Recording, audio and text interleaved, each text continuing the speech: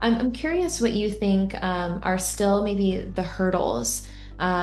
Is it, for especially in the context of people taking their own wellness into their own hands, is it time? Is it um, finances? Is it shift schedules? What are the biggest hurdles individually and organizationally, and how can we help to eliminate some of those hurdles? Wow. Good question. I mean, I think um, it's hard to say. I think for police work, it's obviously shift work can be difficult for our line of work.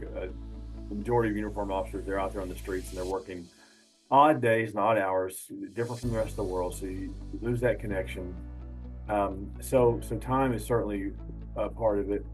Um, you asked me in our conversation offline, maybe what's the and maybe about ask me this, but I'll go ahead and go there now.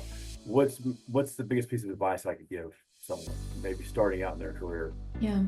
What you just asked reminded me of that, and I didn't really have a good answer for you when we talked about it. I thought about it further, and I try and think, okay, what's the is there anything I can pinpoint that leads to other consequences? And I thought probably the best answer for that is debt and financial health.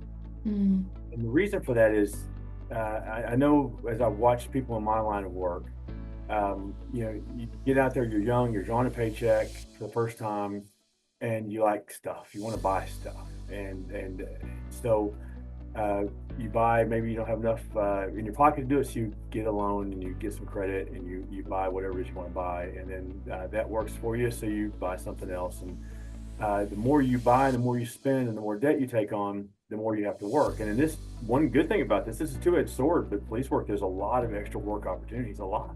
Yeah. Uh, you're outside your normal duty hours and work security to make extra money. And that's it's a blessing, but it's a curse because you tend to rely on that to overextend yourself. And so when officers go and they take on more debt, more financial obligations they can handle, they go and work these jobs, they get committed to these jobs. So the more you spend, the more you overextend, the more you have to work to cover it. Well, now the more you're working, the less you're sleeping. Yeah.